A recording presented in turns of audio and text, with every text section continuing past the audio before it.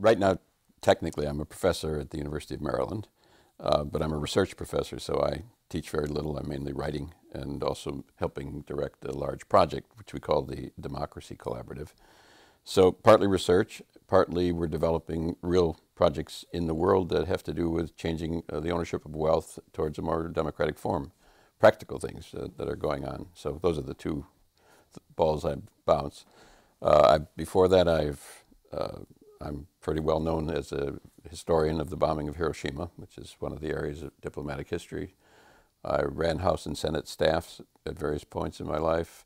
Was a policy planning in the State Department, et cetera, et cetera. I have a PhD from the University of Cambridge. I was a fellow of King's College, a fellow of the Institute of Politics at Harvard, et cetera.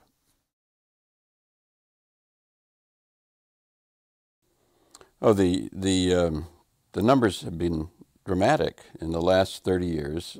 Basically, wages for the bottom 80% have flatlined. The top 1% has increased its share of income. The top 1% has more income than the bottom 120 million people taken together, but it has taken its income from 1%, from 10% roughly, to 23.5%. That means the bottom 99%, and mostly people well below, have lost all that income, and it's gone to the top 1%. It's a staggering change historically in concentration of income.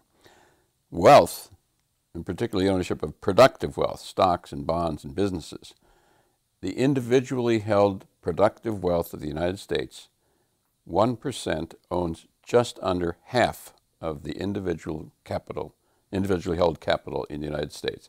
If you add in pension funds, et cetera, it goes down just a little bit into the mid-40s.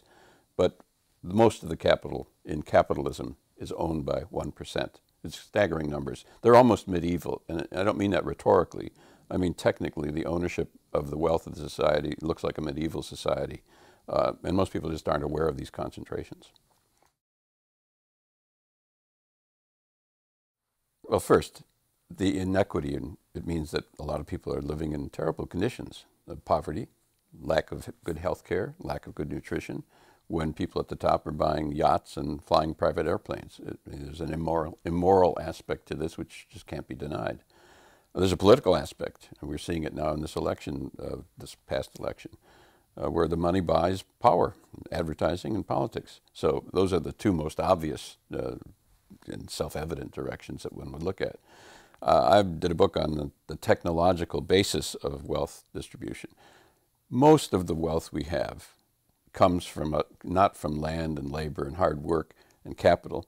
It comes because technology has changed. So, for instance, someone who's working with a plow in 1776 and behind a donkey, a wooden plow or an iron plow. Now, the modern equipment that you produce agricultural products, huge tractors, modern technology, genetic engineering, for better or worse, the changes have been technological. And most of that, think of Bill Gates, think of the computer, think of the internet. All of that technological capacity is a collective inheritance for all of humankind. And studies show that 90 to 95% of wealth comes from that and people working with that. That's a common inheritance, and it ought to be shared in some way more equitably amongst all of us, I think, and all the people, particularly given the terrible conditions that are at the bottom of the heap. Well, there have been a number of studies that show health, for instance, is related not simply to disease, but to income distribution, that the further down you go, the lower the health standards are, not only because of care, but because of the anxiety and stress and inadequate nutrition. So something self-evident like that becomes obvious. Loss of time to be educated. People become less well educated. They function politically in extreme ways. Violence occurs. The possibilities of explosions are obvious. But even more, the notion that you could have a democratic society requires that people have the capacities that are roughly not equally shared, but within the same range. And a society that has such unbelievable differences in income, education, nutrition, security, fear, cannot be a democratic society in any meaningful sense.